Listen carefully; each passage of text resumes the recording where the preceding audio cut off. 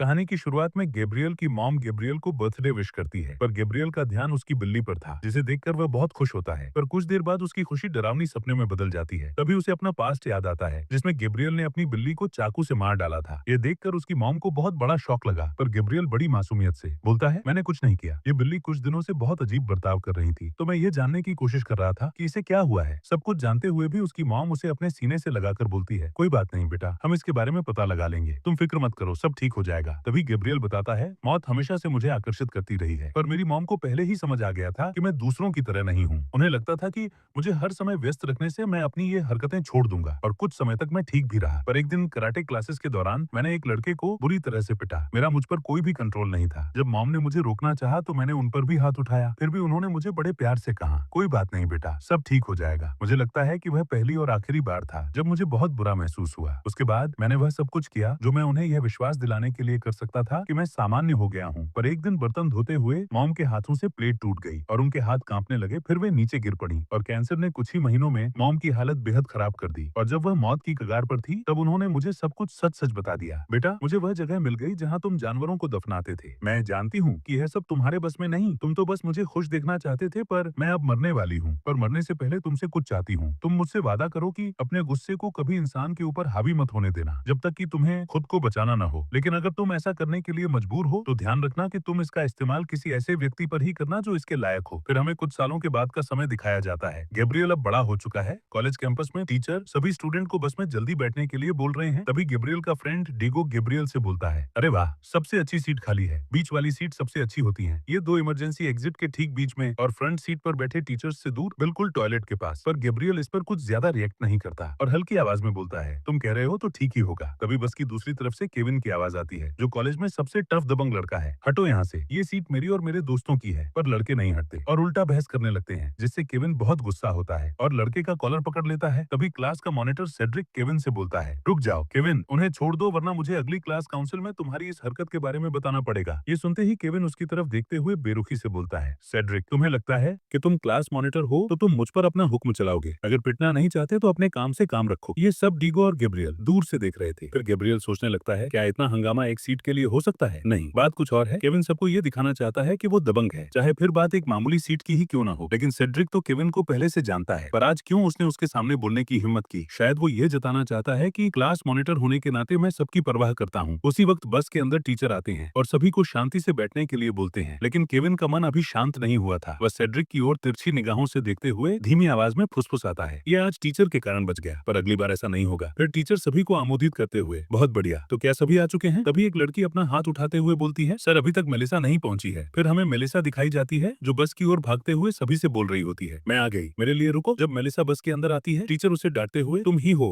जो हमेशा देर से आती हो, जल्दी आना कब सीखोगी? जिस पर मेलिसा सर झुकाकर सॉरी बोलते हुए अपनी सीट की तरफ बढ़ने लगती है। तभी बस ड्राइवर बस चालू कर ड्राइव करता है। बस के अचानक मोशन में आने कारण मेलिसा गिरने वाली थी, पर गैब्रियल उसे पकड़ लेता है और पूछता है, क्या तुम ठीक हो? मेलिसा ब्लश करते हुए, हाँ शुक्रिया गैब। फिर पैनिक में, माफ करना, मैं गैब्रियल कहना चाहती थी। तुम्हें बुरा तो नहीं लगता अगर तुम्हें गैब बुलाया जाए? फिर गैब्रियल सोचता है, इसे क्या हो गया है, ये अजीब सा बर्ताव कर रही है, चलो इसे थोड़ा शांत करने की कोशिश करते हैं। कोई बात नहीं, तुम मुझे गैब बुला सकती हो, पर अभी जल्दी जाओ और सीट पर बैठो। तभी बस अपनी रोमांचक यात्रा पर निकलती है। बस तेजी से सड़क में दौड़ने हुए कुछ ही पल में शहर से बाहर आ जाती है। सभी स्टूडेंट अपने फ्रेंड से बात करते हुए बहुत खुश है। तभी टीचर अनाउंस करते हैं, बच्चों हम बस कुछ ही देर में पहुंचने वाले हैं, चलो हम एक आखिरी बार अपने प्लानिटेरियम के शेड्यूल के बारे में जान लेते हैं। टीचर के इतना कहते ही बस ड्राइवर अचानक से ब्रेक मारता है। बस का पहिया स्लिप होने से बस इधर उधर ढोलते हुए रुकती है। टीचर ड्राइवर से पूछता है, क्या हो गया, तुमने ऐसे ब्रेक क्यों लगाया? ड्राइवर अपने सामने का नजारा देख काफी आवाज में बोलता है, पता नहीं क्या है, लेकिन बहुत ही भयानक है। दूसरी तरफ डिएगो गैब्रियल से घबराते हुए बोलता है, मुझे बहुत डर लग रहा है। लेकिन गैब्रियल शांत लहजे में बताता है, पर मुझे तो सल्फर की बदबू आ रही है। तभी आसमान से एक बैंगनी रोशनी बस के आगे गिरती है। ये देखकर बस के अंदर सभी घबरा जाते हैं। इसी समय गैब्रियल अपने मोबाइल को देखता है, जो अब पूरी तरह से बंद हो चुका है। फिर गैब्रियल सोचता है, लेकिन कुछ देर पहले तो मोबाइल फुल चार्ज था, ये अचानक बंद कैसे हो गया? अब जो बिजली बाहर गिरी थी उसका आकार अब धीरे धीरे बड़ा होने लगा, जिससे पूरे बस में केओस का माहौल छा गया। बिजली बस को पूरी तरह से अपने अंदर समाने लगी है, जिसे देखकर गैब्रियल अपनी सीट बेल्ट बांधकर दोनों हाथों को सर के ऊपर रख लेता है और झुककर बैठ जाता है। बाकी सभी लोग भी अपने आप को सुरक्षित करने की कोशिश में एक दूसरे या बस को पकड़कर बैठ जाते हैं। फिर बस धीरे धीरे हवा की ओर ऊपर उठने लगता है और अचानक से हवा में ही गायब हो जाता है। चारों तरफ सन्नाटा छा जाता है। थोड़ी देर बाद गैब्रियल को होश आता है और वो सोचने लगता है, क्या तूफान चला गया? मुझे तो लगा था बहुत ज्यादा नुकसान होगा। और हम बस में देखते हैं सभी की हालत बहुत ज्यादा खराब है, लेकिन किसी की भी जान नहीं गई। ये देखकर गैब्रियल बोलता है, लगता है हमारी किस्मत इस बार अच्छी थी, हम लकी थे जो हमें ज्यादा नुकसान नहीं हुआ। तभी उसकी नजर डिएगो पर पड़ती है जिसकी आंखें बड़ी हो गई हैं और उससे झरने बह रहे हैं। ऐसा लगता है जैसे मानसिक ट्रोमा में फंस गया है। फिर गैब्रियल डिएगो से पूछता है, क्या तुम ठीक हो? तुम्हें कोई चोट तो नहीं लगी? तभी डिएगो घबराहट में बोलता है, क्या तुमने वह देखा, वह बड़ी सी आंख? ये सुनकर गैब्रियल सोचता है, लगता है सदमे में होने के कारण इसका दिमाग काम नहीं कर रहा। फिर गैब्रियल की आंखें बड़ी हो जाती हैं। उसे बिजली गिरने के समय का पल याद आता है जिसमें उसने भी देखा था, तूफान के बीचों बीच बड़ी सी आंख। फिर गैब्रियल डिएगो के कंधे पर हाथ रखकर उसे शांत करने की कोशिश करता है। घबराहट की वजह से तुम्हें भ्रम हुआ होगा, तुम अभी सही सलामत हो, चिंता मत करो, हम जल्द घर चले जाएंगे। बस में मेलिसा और बाकी लोग भी एक दूसरे की चोट साफ करते हुए दूसरों को सांत्वना दे रहे थे। तभी केविन उसकी गर्लफ्रेंड और दोस्तों के साथ खड़े होकर ऊंची आवाज में सभी से पूछता है, क्या तुम लोग ठीक हो? किसी को चोट तो नहीं लगी? इस समय टीचर अपनी फोन की तरफ इशारा करते हुए पूछते हैं, सुनो बच्चों, मदद के लिए हमें कॉल करना होगा। क्या किसी का सेल फोन काम कर रहा है? मेरा फोन बंद हो गया है। बस में सभी स्टूडेंट अपने अपने सेल फोन को चेक करने लगते हैं, पर किसी का भी मोबाइल काम नहीं कर रहा था। फिर गैब्रियल अपने मोबाइल को देखते हुए सोचता है, तूफान आने से ठीक पहले ही मेरा सेल फोन बंद हो गया था, लेकिन ये सब क्या हुआ? फिर वह विंडो के बाहर देखते हुए सोचता है, अभी तक धूल हटी नहीं है, मुझे बाहर कुछ भी नहीं दिख रहा है। तभी धूल में से एक अनजान छाया देखकर गैब्रियल की आंखें बड़ी हो जाती हैं। एक जोकर जिसकी मुस्कान बहुत ही डरावनी है। ये देखकर गैब्रियल सोचने लगता है, क्या मैं दिन में सपना देख रहा हूँ? क्या मेरे सिर पर चोट लगी है? ये क्या हो रहा है? उसी वक्त डिएगो की नजर भी जोकर पर पड़ती है और वह डर से आहो,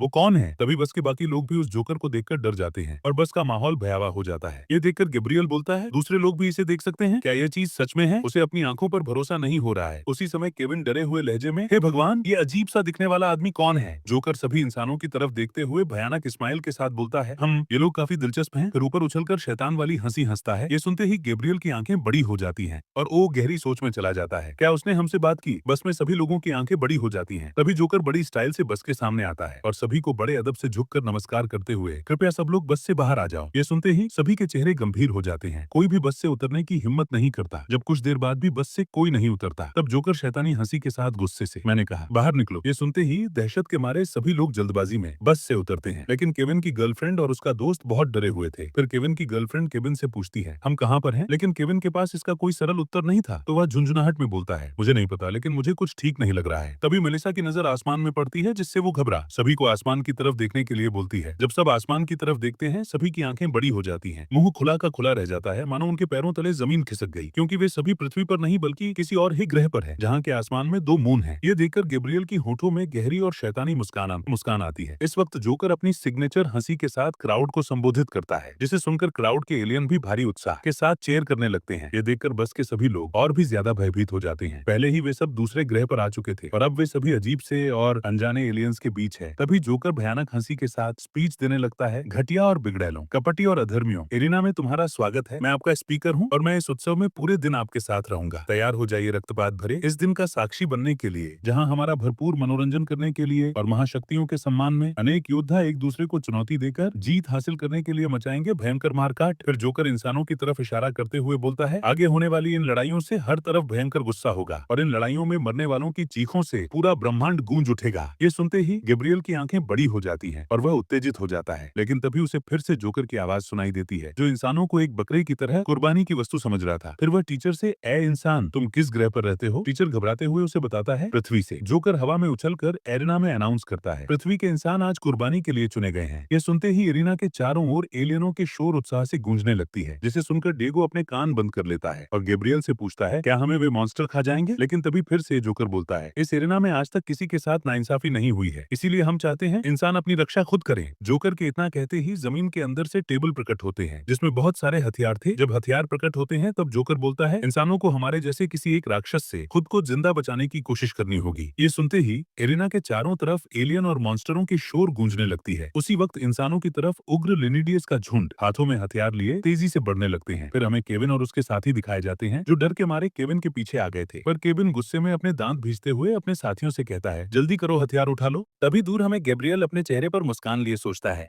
माहौल में तनाव बढ़ने वाला है। दूसरी तरफ उग्र लिनिडियस को देखते ही थे सभी स्टूडेंट का विश्वास पूरी तरह से टूट गया और वे अपने आप को बचाने के लिए इधर उधर भागने लगे। तभी गैब्रियल डिएगो से बोलता है, तैयार रहो, और डिएगो बोलता है, मैं तैयार हूँ। लिनिडियस का झुंड जैसे ही उनके पास आता है, डिएगो गैब्रियल को अपने कंधे पर उठाकर दूसरी दिशा में भागने लगता है, जिसे देखकर गैब्रियल आश्चर्य से पूछता है, तुम क्या कर रहे हो? पर डिएगो उसकी एक नहीं सुनता और सीधे भागने लगता है। दूसरी तरफ टीचर सभी स्टूडेंट को बस में बैठने के लिए बोल रहे थे। उसी समय उनके पीछे गोब्लिन आता है और तलवार टीचर के आर पार कर देता है। बाकी लिनिडियस भी स्टूडेंट को मारने लगते हैं, लेकिन केविन और उसके साथी एक सुरक्षा घेरा बनाकर मॉन्स्टरों से लड़ने लगते हैं और लिनिडियस को एक एक कर खत्म करते जाते हैं। लेकिन दूसरी तरफ वे स्टूडेंट जो घबराहट में ग्रुप से अलग हो गए थे और अकेले थे, उन्हें लिनिडियस आसानी से मारने लगते हैं। डिएगो गैब्रियल को उठाकर पत्थर के पीछे एक सुरक्षित जगह ले आया था। तभी गैब्रियल लिनिडियस की ओर देखते हुए सोचता है, यह एक खूनी खेल है, मुझे हथियार उठाने का वक्त तो नहीं मिला। इस बेवकूफ डेगो ने घबराहट में मुझे पकड़ लिया। फिर वह अपने हाथों की तरफ स्क्रू ड्राइवर को देखते हुए सोचता है, मेरे पास बस यही बचा है। तभी डिएगो अपनी कानों को दोनों हाथों से बंद कर बार बार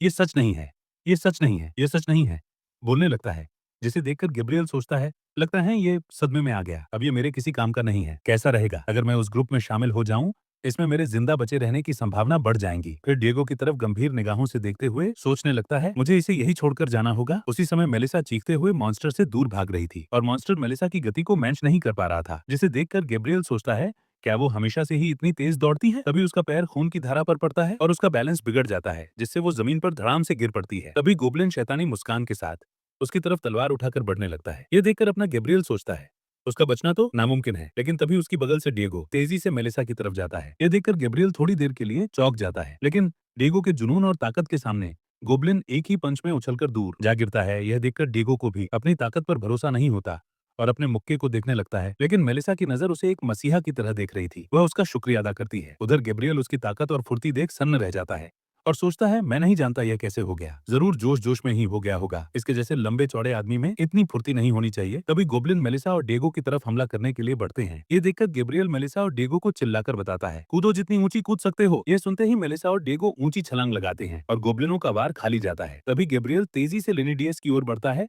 और अपना स्क्रू ड्राइवर उसके एक के गले में घुसेड़ देता है और दूसरे को अपनी टांगों से इतनी तेज लात मारता है कि वह एक ही बार में खत्म हो जाता है। ये देखकर गैब्रियल सोच ही रहा था, ये सब कैसे हो रहा है। उसी समय डिएगो और मेलिसा जमीन पर आते हैं और गैब्रियल की ताकत देखकर भौंचक के रह जाते हैं। तभी गैब्रियल अपनी तलवार की तरफ देखते हुए उन्हें बताता है, मुझे लगता है पृथ्वी के मुकाबले हमारी ताकत यहाँ पर कहीं ज्यादा है। ऐसा शायद यहाँ की गुरुत्वाकर्षण और वातावरण के कारण हो सकता है। लेकिन फिर से लिनिडियस का झुंड गैब्रियल पर हमला करने आते हैं, पर इस बार गैब्रियल की आंखों में कोई भी डर नहीं था, बल्कि उसकी होठों पर एक गहरी और शैतानी मुस्कान थी। तभी अचानक एक मॉन्स्टर का सर अपने शरीर से अलग हो जाता है और दूसरे के हाथ इतनी तेजी से कटते हैं कि किसी को दिखाई भी नहीं देता और तीसरी को तो गैब्रियल ने बीच से ही दो टुकड़ों में काट दिया। ये सब एक झटके में हुआ, जिससे मेलिसा और डिएगो को अपनी आंखों पर विश्वास ही नहीं हो रहा था। एक सीधा साधा लड़का जो किसी से ढंग से बात भी नहीं करता था, वह अब बहुत ज्यादा ताकतवर हो गया था। तभी डिएगो हल्की मुस्कान के साथ गैब्रियल से बोलता है, गजब गैब, तुम कब से खतरनाक निंजा बन गए, तुमने तो तीनों मॉन्स्टरों को एक ही झटके में खत्म कर दिया। तभी गैब्रियल अपनी बड़ी और गहरी आंखों से डिएगो की तरफ देखता है, जिसे देखकर डिएगो डर के मारे अपने हाथ पीछे खींच लेता है, पर गैब्रियल उनकी तरफ अपनी तलवार बढ़ाता है और उसे दे देता है। फिर वो डिएगो और मेलिसा से बोलता है, अगर तुम चाहते हो कि हम यहाँ से जिंदा बच के निकले तो जैसा मैं कहता हूँ वैसा करो। तभी हमें एरिना के चारों तरफ का सीन दिखाया जाता है, जहाँ पर एरिना के बीचों बीच बहुत सारे लाशें हैं और कुछ इंसान और मॉन्स्टर अभी भी अपनी जान बचाने के लिए लड़ रहे हैं।